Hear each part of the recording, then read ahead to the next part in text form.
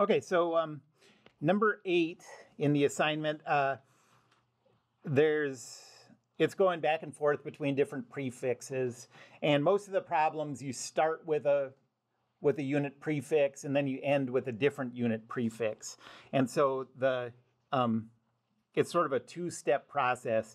You first go to no prefix and then you go to the new prefix. So let's see. Well, the first one is the easiest one. So we're starting with 15.5 kilometers. And all you do to go from a prefix to no prefix is just replace the prefix with its mathematical meaning. So like, let's see, here's what some of these meanings are. Milli means times 10 to the minus third. Micro means times 10 to the minus 6.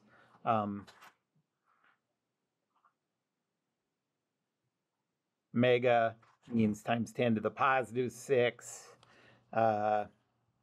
And kilo means times 10 to the third. Okay, so I'm just going to replace the K for kilo with its meaning. So this turns into 15.5 times 10 to the third meters. And then that's all there is. So now you can put it in scientific or standard notation. To put it in scientific notation, you can think of it as like what you're doing whenever you move the decimal point one spot is you're either multiplying or dividing by 10.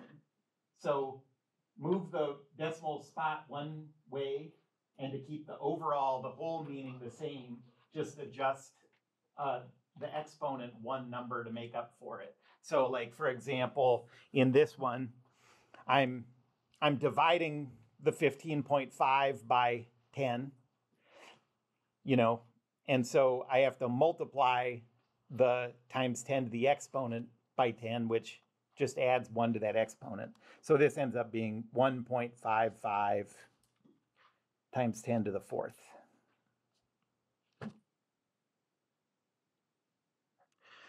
So now if I want to put it in millimeters, well, we already have, so the steps would be, I'd go from kilometers to meters, and then I'd go from meters to millimeters. I'm going to skip that first step because we did that in part A, but if we hadn't done part A, you would start over again with that. But I'm just going to do this now. So I'm going to start with 1.55 times 10 to the fourth meters. And I'm going to use the fact that 1 millimeter is equal to 1 times 10 to the minus third meters. That just comes from these definitions. You can see, like, I get this equality by just replacing that milli with its mathematical meaning. And then I can use this as whatever conversion factor I need to cancel out the meters. So I'm going to put 1 times 10 to the minus third meters in the denominator, 1 millimeter in the numerator. And you get 1.55 times 10 to the positive 7 millimeters. Bless you. Any questions about that one? Yeah. Would it be fine to also do 1 meter is equal to 1 times 10 to the power 3 millimeter? Yeah. Later on in this class, I mean, even starting pretty soon, I'm going to sort of want you to follow pretty specific steps on stuff. But for this stuff, since I know a lot of you have done this a good bit in the past, you can do it however it feels comfortable to you, and that's fine with me. But so the methods I'm giving you are just one way that works, and if you like it, do it, and if you like another way better, do that.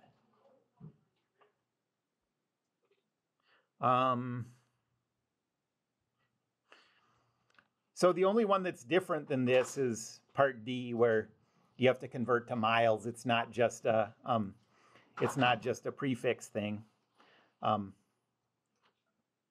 But that's just a pretty standard unit conversion. I guess let me do one more. I'll do part E. So we're going to start with 1.55 times 10 to the 4th meters. I'm going to use the fact that 1 megameter is equal to 1 times 10 to the 6 meters. And I want to cancel out the meters, so I'll put the meters in the denominator here.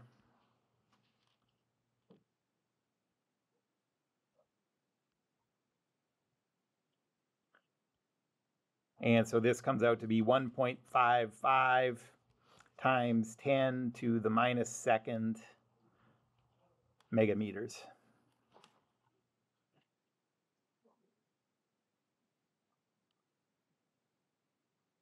Anybody want to see more of the parts than that? Once you sort of have that pattern down, it's the same for all of them. Any other problems you'd like me to do from the homework? Okay.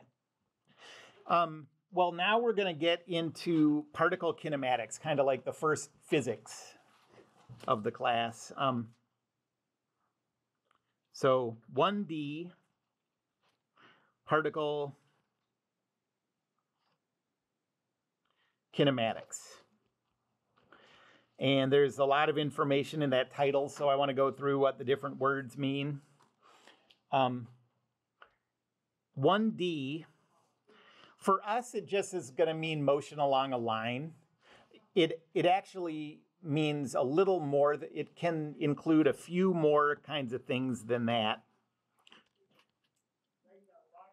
But for us, it's just motion along a line.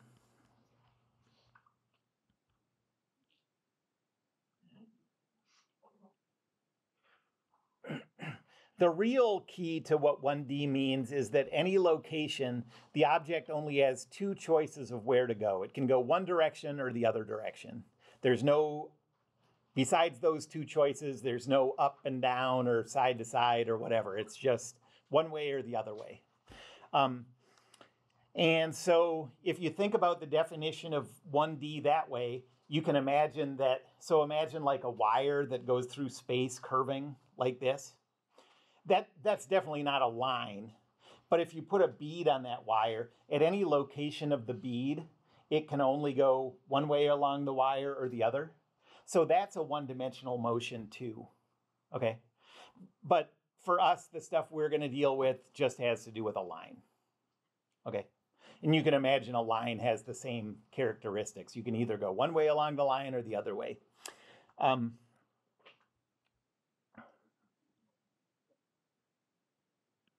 So there are only two direction choices at any point.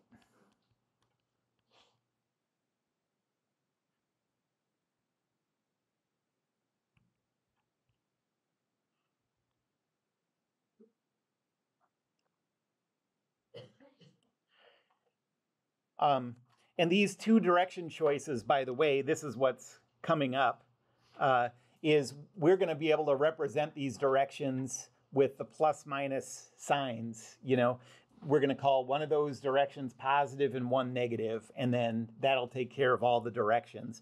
Once we get to 2D, it's going to be more complicated how we express directions. So one of these is going to be positive and one is going to be negative.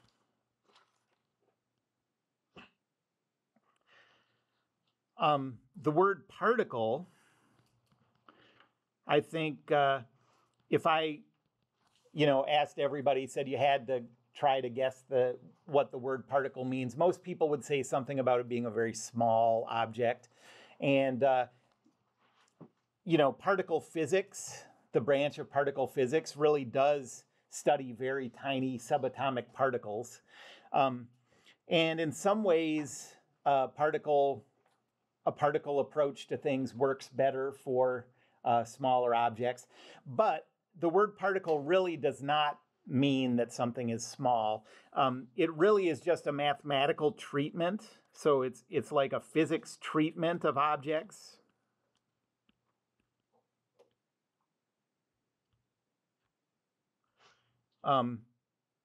Where we assume the object has no length dimensions.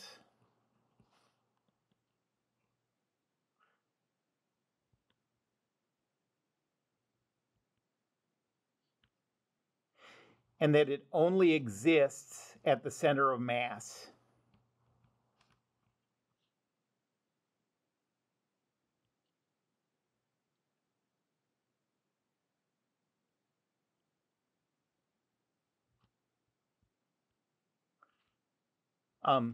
So these objects have no size,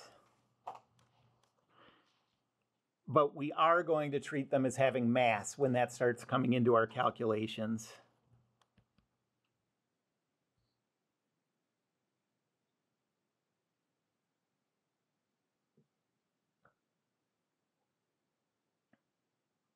And then the last word I need to describe is kinematics.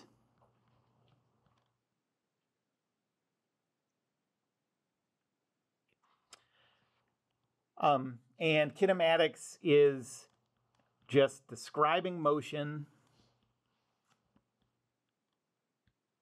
without considering the causes of the motion.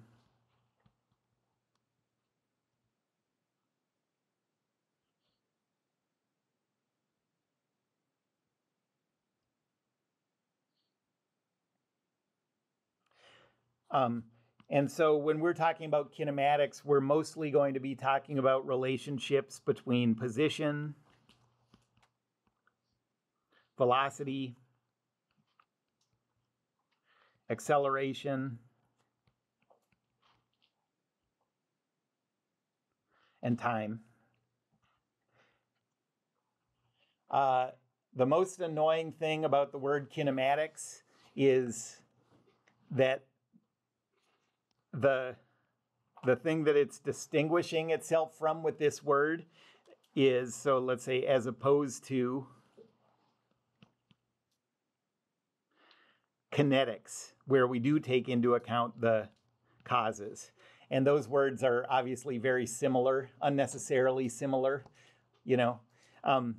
So the longer word has the less complex meaning, and the shorter word has the more complex meaning. Or you could say, I don't know, this is kind of mean-spirited or whatever, but kinematics is the one that's simple enough for your ma to understand. I don't know. Otherwise, those words are the same.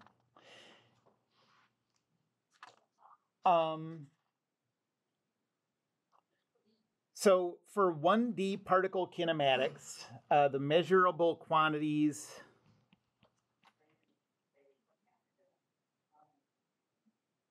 that we're going to discuss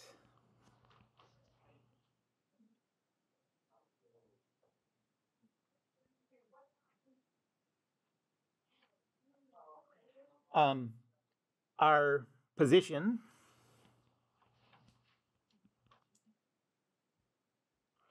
and we'll abbreviate that with a lowercase p.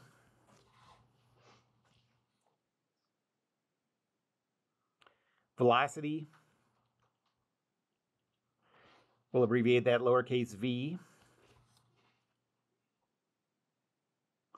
Acceleration,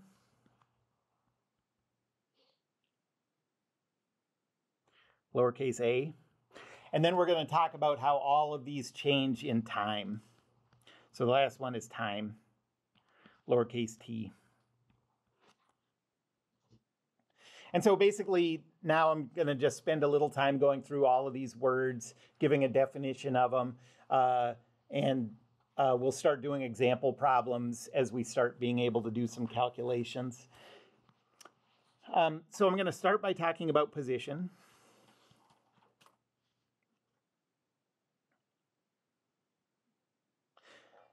And in 1D, we're just talking about motion along a line. So let's talk about an object's position as it travels along a hill like this. And let's say the object is a train moving along tracks. And why a train? Because I know how to draw an old-timey train, and I don't know how to draw a lot of other stuff, so.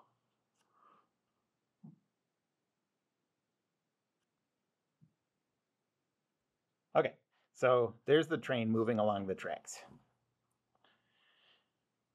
And so the first question is, position we're going to give, well, all of these things we're going to give in terms of numbers.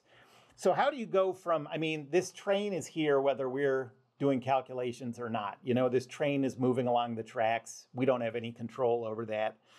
But how do we go from the physical location of the train to putting a number to it? Okay, so that's the first thing we have to think about. Since we're treating this train as a particle, we just have to identify the single point that represents the train's location. And like I said, we're going to do that at the center of mass, so I'll put the center of mass symbol somewhere around its middle. Okay, so where that center of mass symbol is, that's the single location of the train. But still, like, is this train at -5, positive 1,000? We need a way to put numbers to it.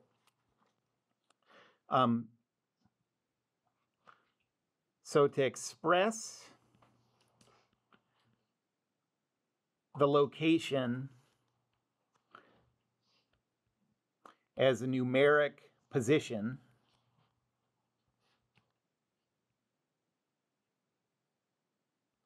we first need to choose two things.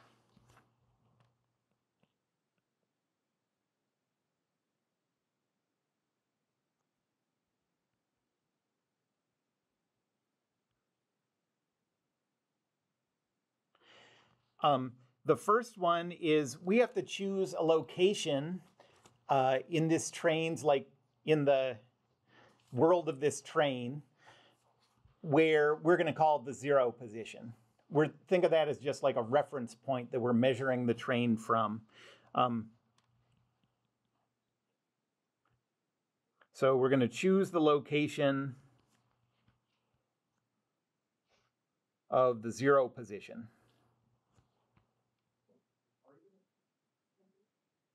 And you could think of, I mean, you don't have to physically do this, but you could imagine physically just going and putting a sticker at the spot on the tracks that represent 0, you know.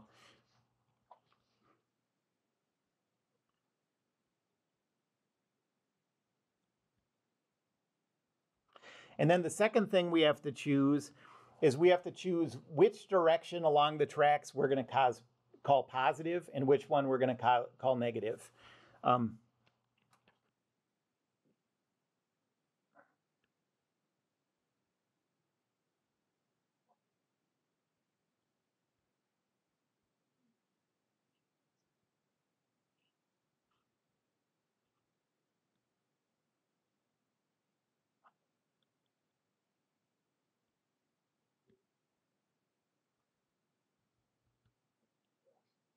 And again, you could think of placing arrow stickers.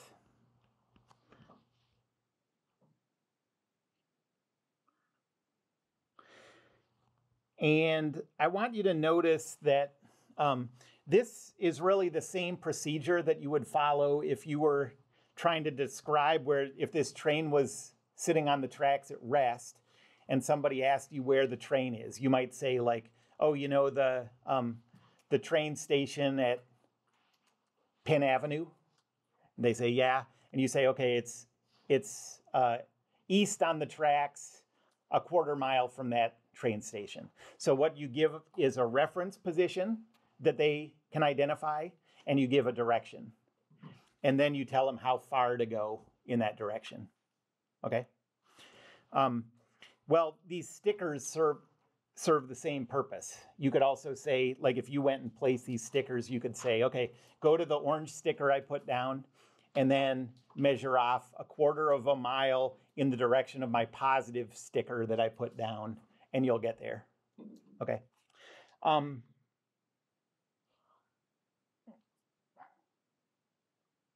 So what that does is, so once we've decided on a zero position, say the zero position is here, and say we call our positive this way and our negative this way. Now you can measure how far it is from zero to where the train is. Say this is 1 meter, 2, 3, 4, something like 4.5 meters away from the zero.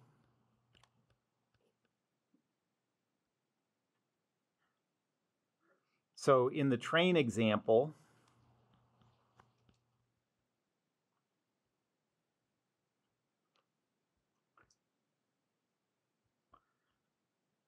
the train is 4.5 meters in the negative direction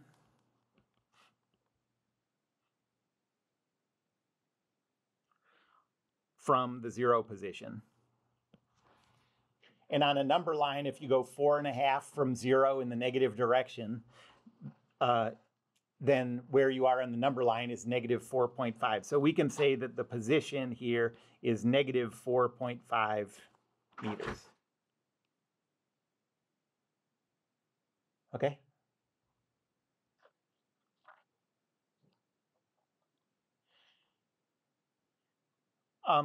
If you also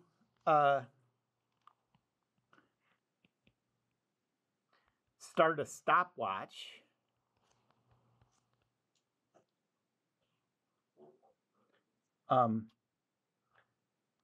at some instant before the motion,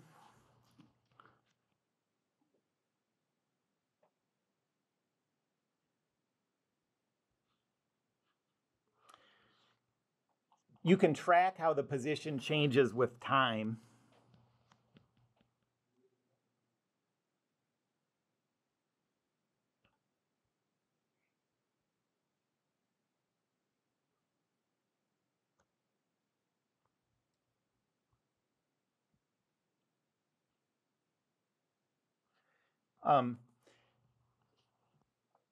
The instant that you turn on the stopwatch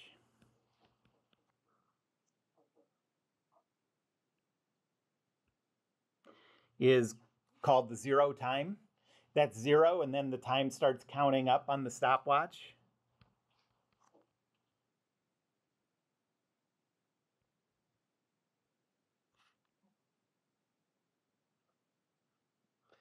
And then not always, but sometimes we're also going to need to have an instant where we turn the stopwatch off to look at the number, okay?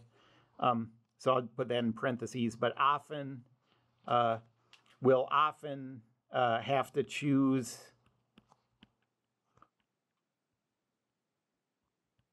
an instant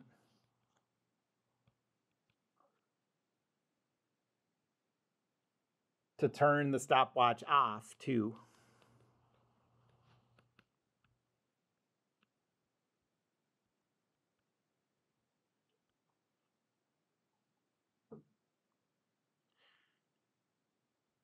Okay, so let's see the relationship between these things.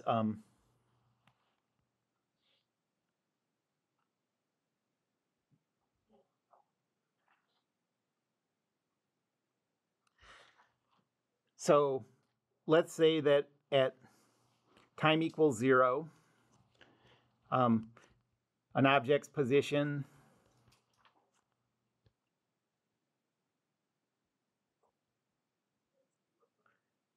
is negative 15 meters.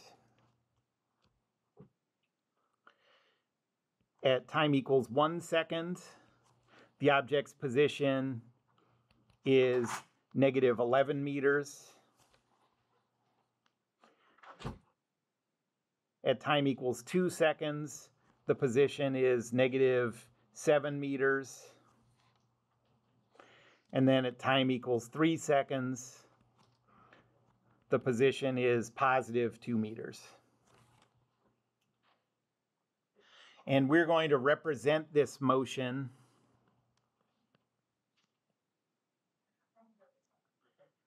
on a position versus time graph.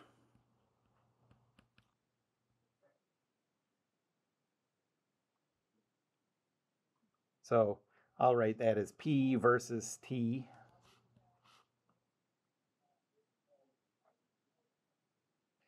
And for these position versus time graphs, we're always going to put the position on the vertical axis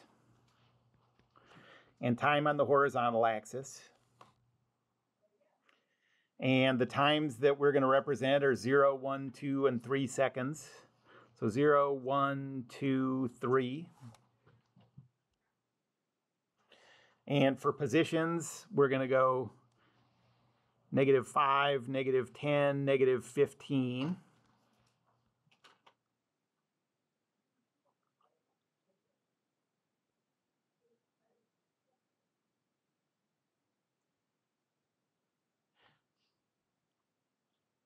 And now we're just going to plot these points one by one. When time is equal to 0, the position is -15. So the first point we know is this.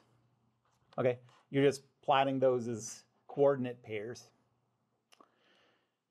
At time equals 1 second, the position is -11. So we'll go to time 1 second, and the position is about here. At time 2 seconds, the position is -7. So about here. And then at time 3 seconds, the position is +2. So up here. And this motion wouldn't be straight jagged lines, but we don't know what it would be. So I'm just going to connect those dots and think of it as sharp lines like that.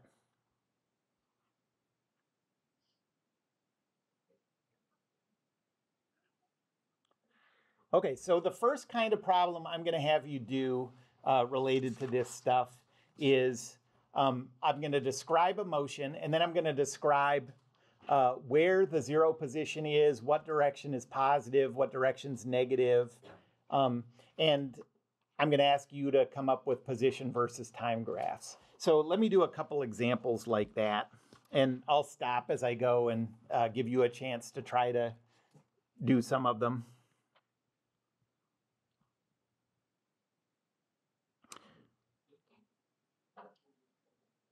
Okay, so let's... That example would have a constant too, right? And does that matter for these?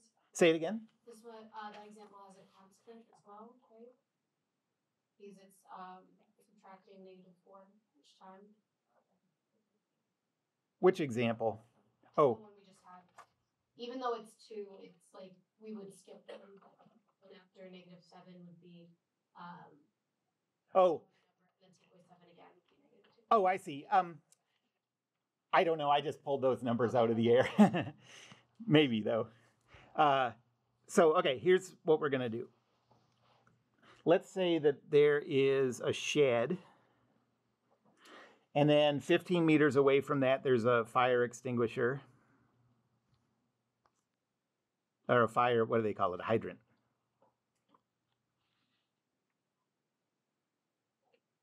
And then 10 meters away from that is a car.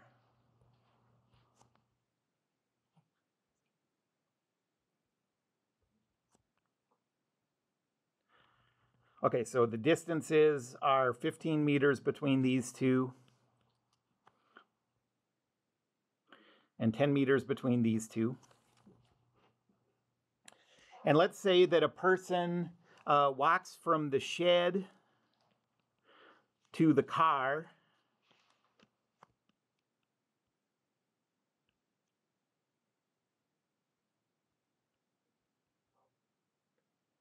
in 20 seconds.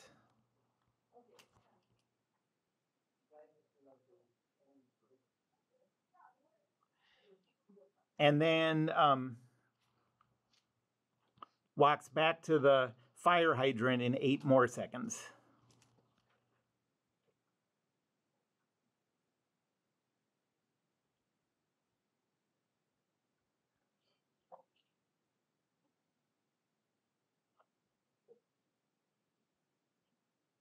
And we want to plot a position versus time graph of this motion.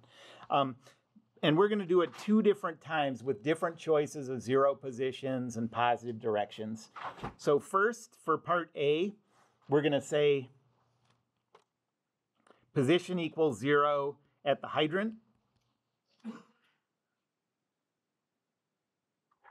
And the positive direction is to the right.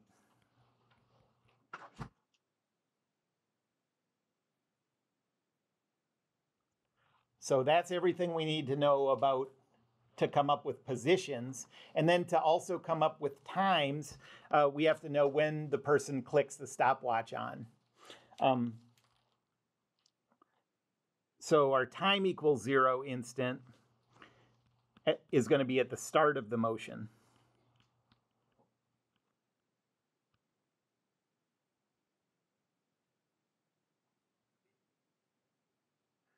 Then after we're done with that, we're going to do this again. It's going to be the same motion, and we don't change what the person's motion looks like, but we're going to choose different stuff here. So the position equals 0 is going to be at the car.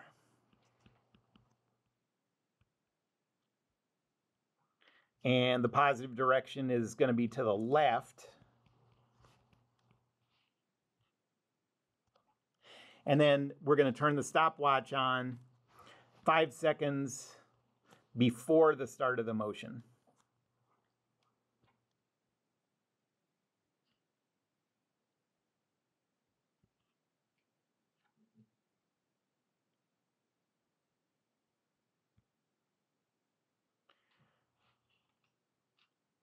Okay, so the person goes like this, from the shed to the car, turns around at the car, and goes back to the hydrant. Okay? So I'm gonna always start by representing the motion in like a diagram of what's happening. And the diagram is going to be the same no matter what our choices are of position equals 0, positive direction. And so all the stuff that we don't control by making those choices, I'm going to do in black. And then all the stuff that's related to those choices, I'm going to do in red. So here's the shed. Here's the fire hydrant. Here's the car. And this distance is 15 meters. This is 10 meters. And the person's motion goes from here to here, and then back to here. And we also know the times that it takes. So it takes 20 seconds to go from this first point of the path to the second point, and then 8 seconds to go from the second point to the third point.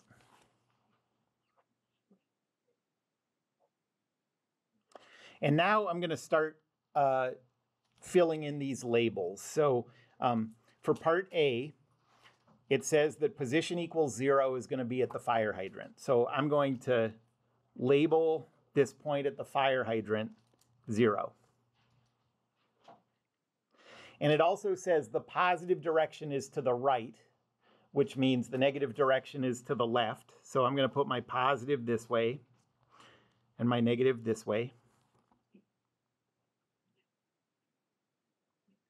And now that I've kind of defined this number line, now I can label the positions at both of these other 2 points too.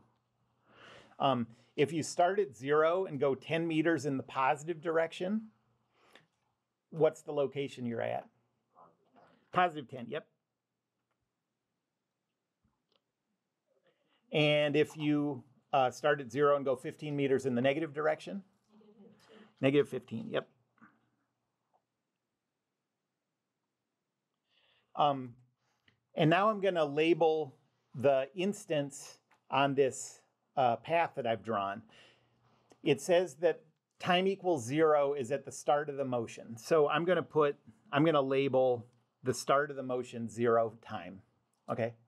And if 0 time happens here and then 20 seconds go by, what would the stopwatch say at this second point? 20. Yep, 20 seconds. And then if 8 more seconds go by, what would it say at this point? 28.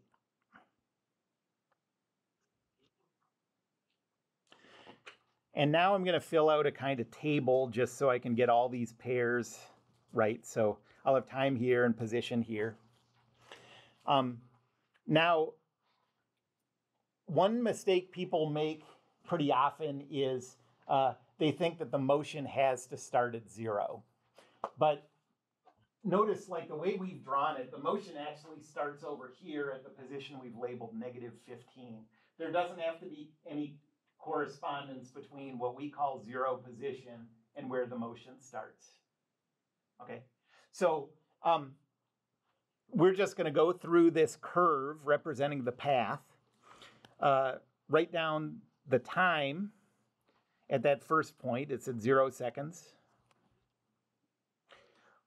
Write down the position at that first instant. That's negative 15 meters.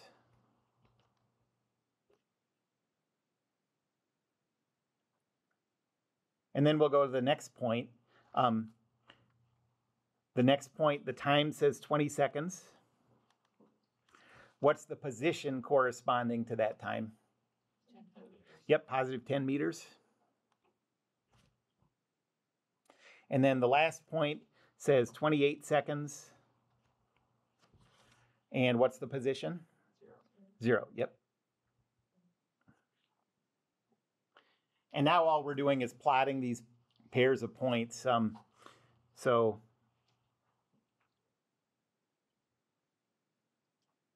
position always goes on the vertical axis. Time always goes on the horizontal. The times we care about are 0 seconds, 20 seconds, and 28 seconds.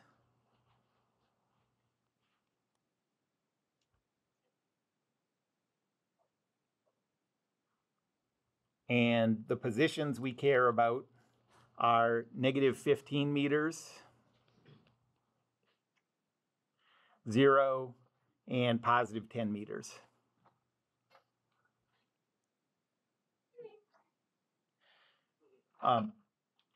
And so start out by plotting the point 0, negative 15. Next, plot the point 20, 10.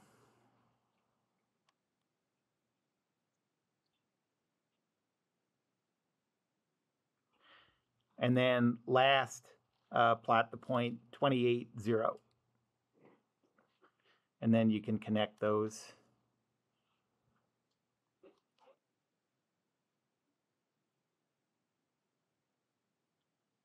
Any questions about that? Okay, so now for part B, I want you to try to go through these, try to follow those same steps, and feel free to talk to each other as you go, ask me questions as you go, but just try to follow those same steps and we'll try to do this. Yes? So right now, we're not really trying to get like an answer or solve for anything, we're just kind of like Correct. plotting all the information. Exactly. We're just trying to represent it on this position versus time graph.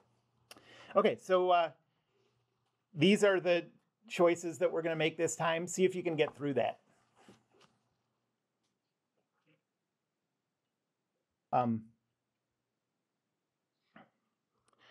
All right, so I'm going to start out the same way I did in part A by just drawing a diagram of the motion. So a diagram of all the things that that I don't control as the person doing the physics on this. So these are still 15 meters apart. These are 10 meters apart. And the motion still goes like this.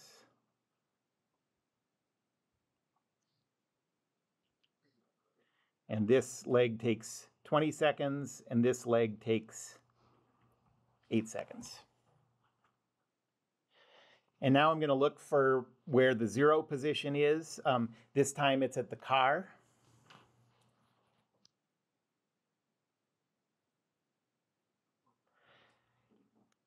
And now I'm going to look for the positive direction. This time it's to the left. which means the negative direction is to the right. And now I can use these to label those two other points. If I start at 0 and go 10 meters in the positive direction, where am I? Yep, positive 10.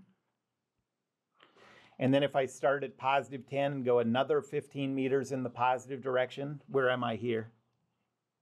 Positive 25, yep.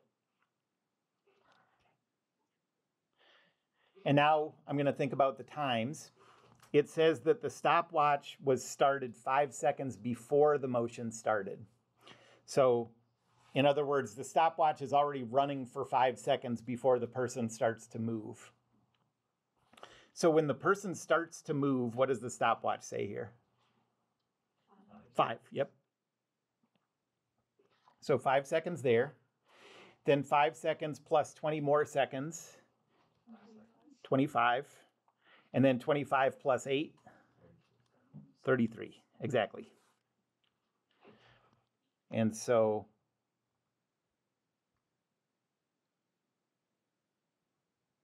now I'm just going to read off these pairs.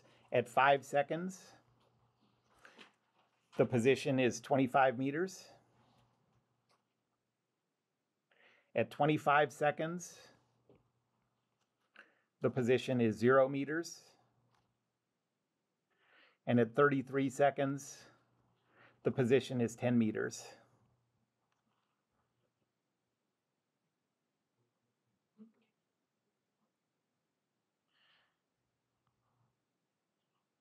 And now it's just a matter of plotting those points.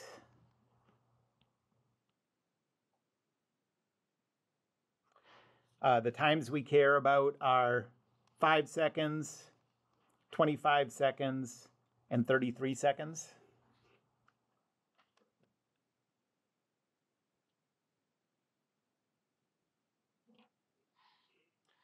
And the positions that show up here are 0, 10 meters, and 25 meters.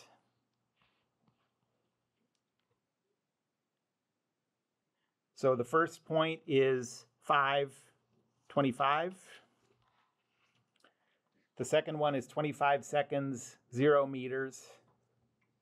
And then the third one is 33 seconds, 10 meters.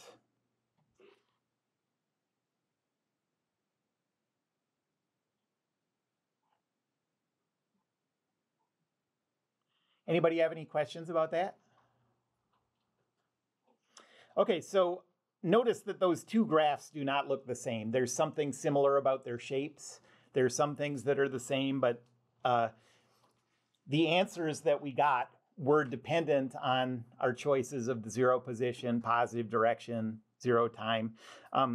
If you want to know the relationships, by the way, the fact that we started the stopwatch at a different instant has the effect of shifting the graph horizontally. You can see the horizontal shift between these two. Choosing a 0 position at a different location has the effect of shifting it vertically. And then choosing a different positive direction has the effect of flipping it.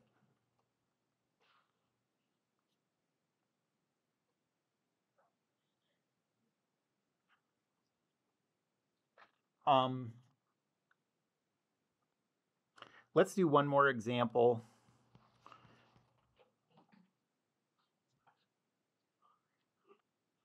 So let's say that there's a ball that rolls along the floor.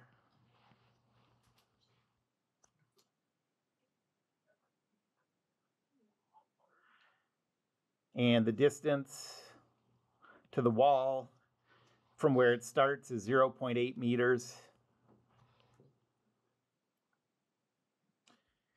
And the ball rolls to the wall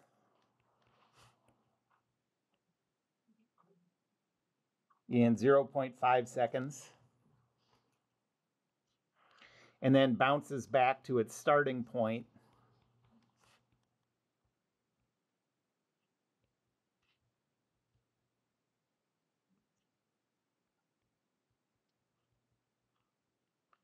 in 0.7 more seconds.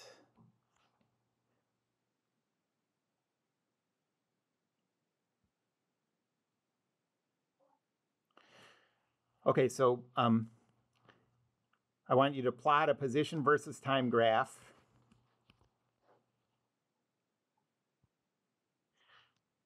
Where the 0 position is at the wall.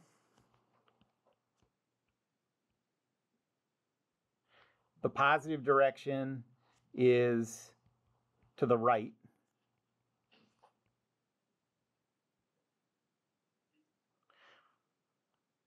And time equals 0 is at the start of the motion.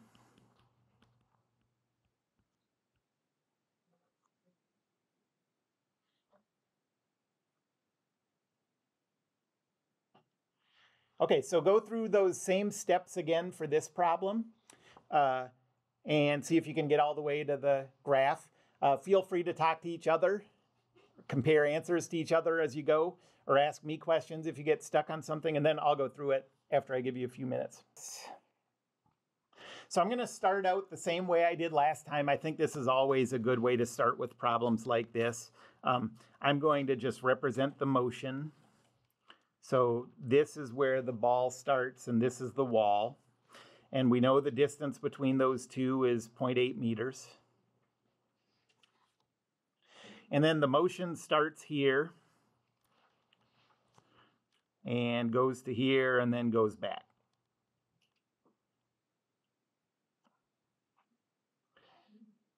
And we know that the first leg of the trip takes 0.5 seconds, and then the second one takes 0.7 seconds. And now we can add the labels based on the position equals 0, the positive direction, and the 0 time. The 0 position was chosen to be at the wall. The positive direction was to the right, which means the left is negative.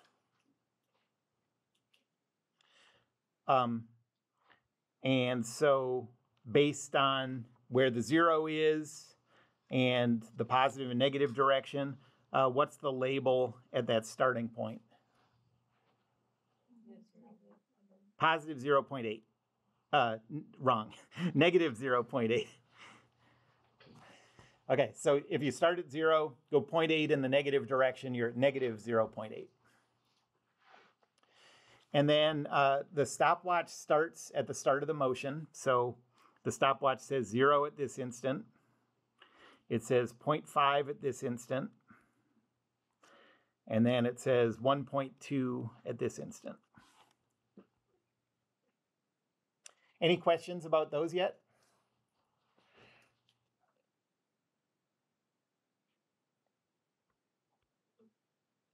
All right, so the first instant that's labeled is at time 0.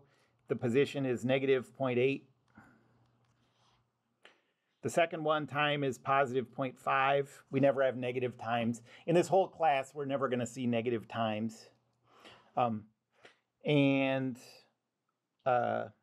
Position is 0 meters.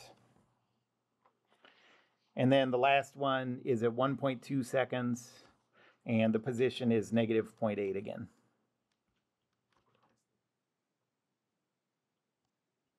And now you're just plotting those points.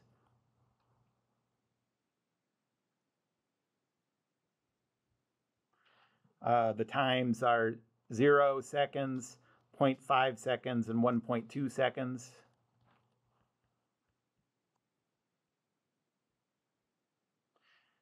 And the positions are 0 and negative 0.8.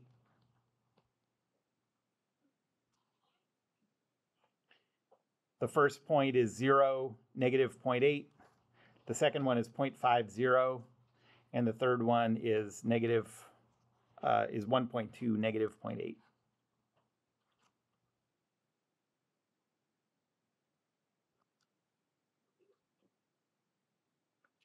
Okay. I forgot to mention this at the top, but the units for position,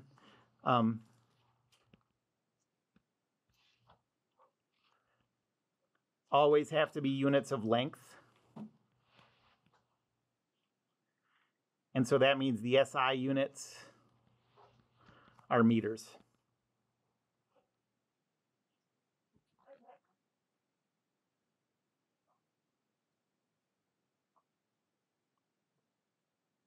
Okay, the next thing we have to talk about is velocity.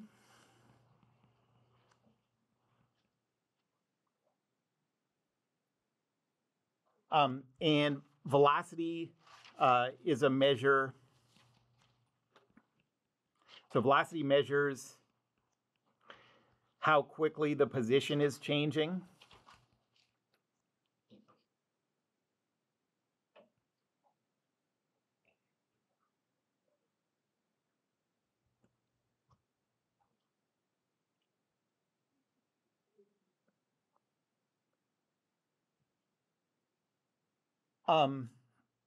And try to always remember these whenever you see a velocity. You can break down the velocity into two bits of information.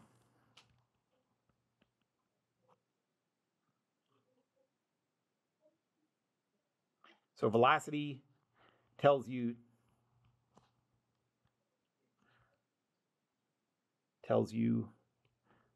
two pieces of information.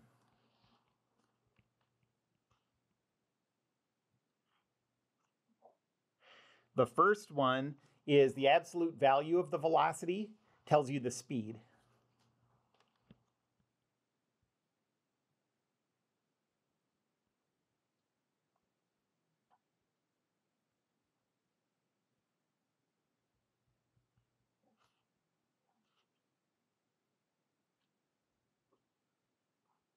You know, your car's speedometer doesn't ever go negative. Everything's positive, and it tells you just how fast you're going. If it did sometimes say positive and sometimes say negative, depending on which direction you were driving, it would be telling you the velocity. So the second bit of information that it gives you is the sign. Tells you the direction the object is moving at that instant.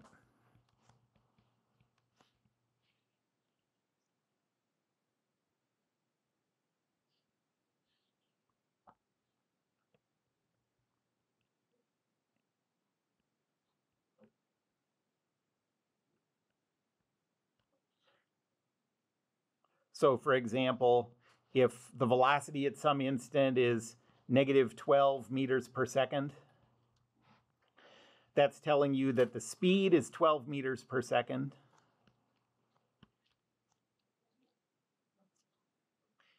And it's moving in the negative direction.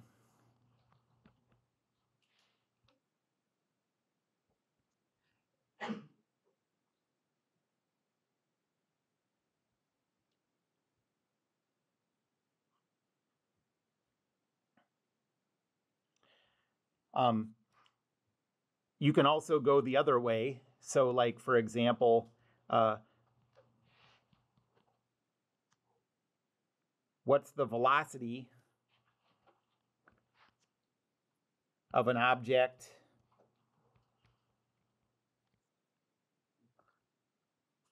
with the speed of 30 meters per second that's moving in the positive direction?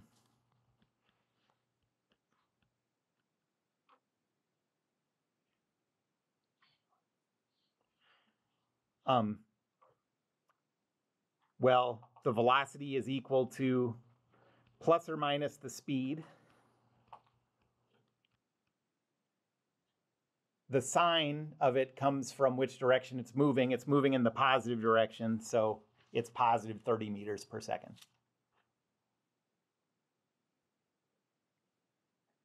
The units for velocity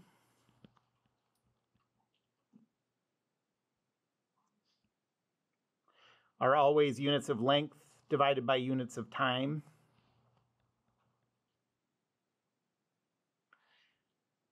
And so that means the SI units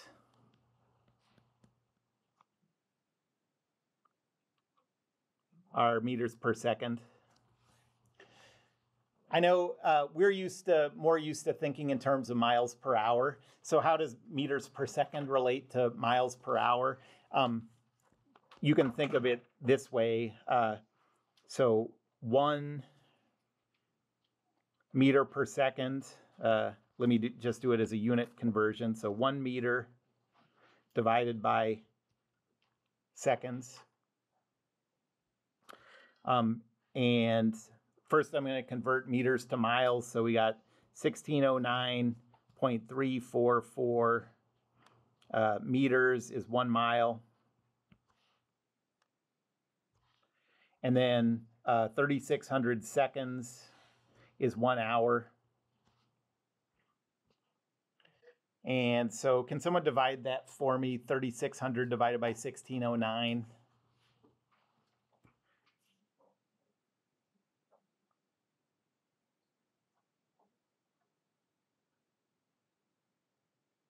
.24, is that right?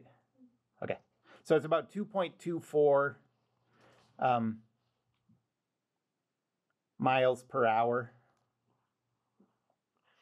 So if something's going 30 meters per second, it's going, 64 miles per hour or something. You can just think of it as a factor of 2. That's just an aside. So you have sort of more of a intuitive idea of how fast a certain number of meters per second is. On a position versus time graph,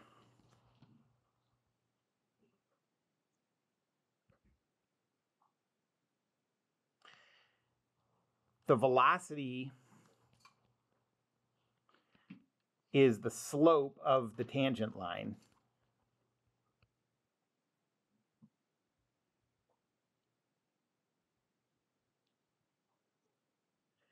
And remember, we talked about this last week in lab. If the slope looks something like this, that's a positive slope.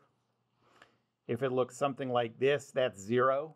That would mean the object is at rest.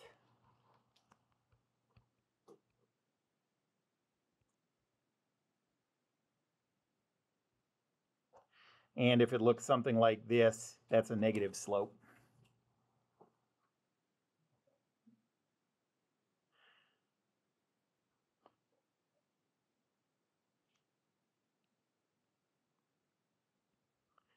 Okay, so let's think of a position versus time graph.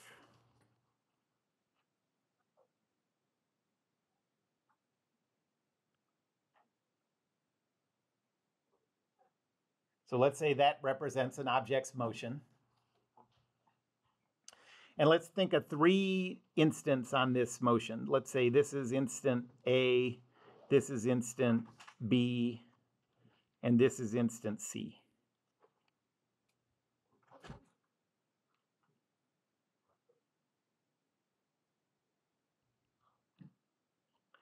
What directions are the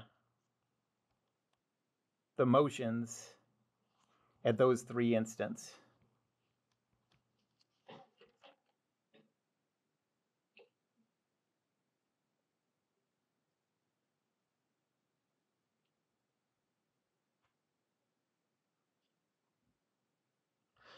Well, at point A, if you draw the 2 nearby points and draw the line through it, the tangent line looks something like that. Does that have a positive 0 or negative slope? Yep, so VA is positive. So the object is moving in the positive direction.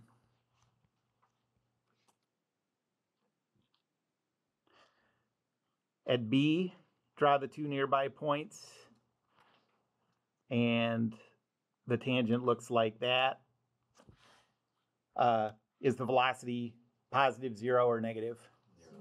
0, yep. So at B, it's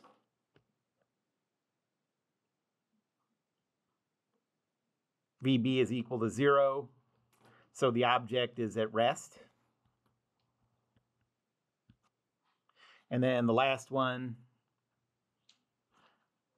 the tangent line looks like that. Is the slope positive, 0, or negative for that?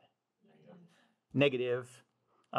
So at C, it's moving in the negative direction.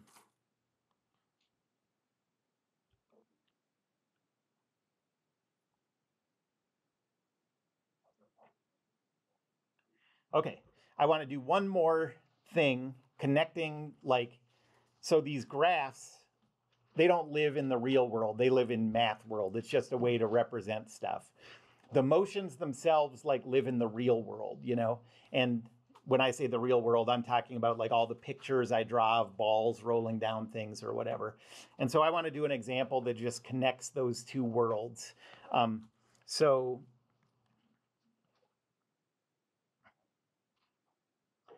let's say that we know that an object's position versus time graph looks like this.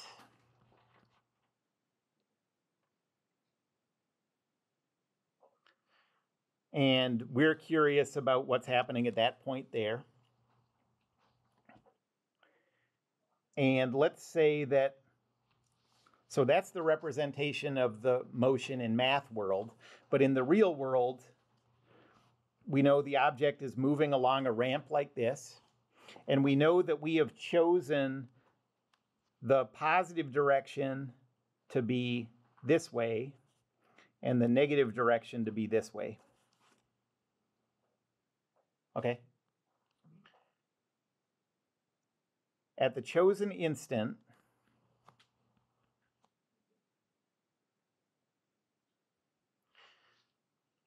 which way is the object moving along the ramp?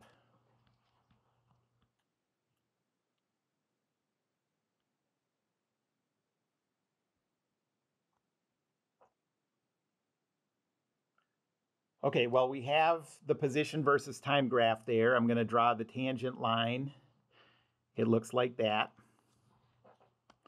So we know that the velocity is positive, which means we know the object is moving in the positive direction.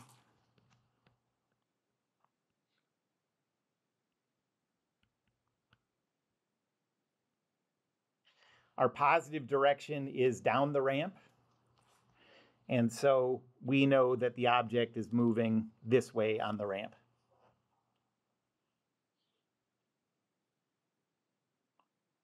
Anybody have any questions about that?